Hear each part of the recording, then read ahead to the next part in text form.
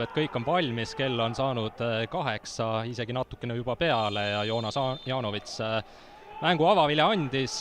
Janovits siis täna peakohtunik, abikohtunikud Veiko Mõtsnik ja Erko Liiv ning Jaanin. Beglarishvili. Ja väga hea sööt Putinžaninile karistusalasse, sealt on nüüd vaja jätku, tuleb värava ette, päris hea sööt karistusala joone juurde rikošetist ja Lepistu 1-0 5. minuti algusest. Mulle tundus, et seal oli rikošett ja pall põrkas sealt ilusti lati alla ja Pehterile püüdmatult. Jah, nii oli. Kahtlemata ei saa Lepistult siin ära võtta seda, et see oli suurepärane löök, see oli väga hästi tabatud pall ühe puutega üles nurka niimoodi, et Pehteril ei olnud võimalust ja mänguseis Levadia kasuks 1-0 juba 5. minutil. Ei olnud see kõige parem nüüd Putinžaninilt tõste karistusalasse, aga Aloe oli jalaga vahele.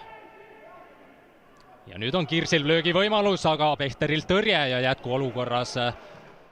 Võrreldes sellega, et mängu algul oldi natukene uimased ja vaatame, kas saadakse ka rünnakul asjad toimima. Koskorilt pall karistusalasse, seal on Veelma, kas tuleb ka löök?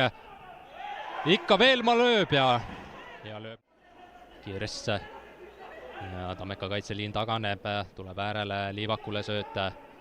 Putinžanin pakkus, aga Liivak läks ise löögile, nüüd on pall lahti ja seal on Beglarishvili teine. Beglarishvili lõi Levadia teise 42. minutil ja see oli see, mida Tammeka siia poolaja lõppu ei tahtnud. Ja nüüd tuleb lihtsalt loota, et see värav mängu täiesti ära ei tapa. Beglarishvili jaoks 15. värav sellel hooajal, millega ta on ühtlasi ka Premium-liiga parim väravakütt ja mänguseis 2-0, üks värav poole alguses. Lihtsaid selliseid eksimusi on siin teise poole alguses teinud.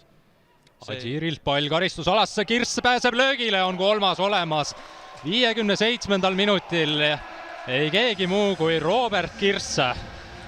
Kukkus pall karistusalas jala peale ja Kirsisugune mees ei jäta seda kasutamata.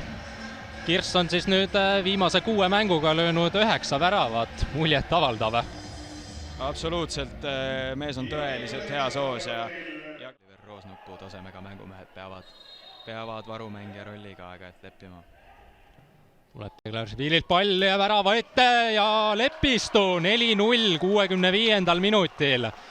Sakarja Beglarishvili sai oma väravasöödu enne antud, kui puhkama saab ja Lepistu selle mängu teine ja hooaja 4. siis juba. Kapten Lepistu ja nüüd, kui enne ei olnud mäng tehtud, siis nüüd on kindlasti. Ja Beglarishvilile söödupunktid. Näeme korduses. Liivak.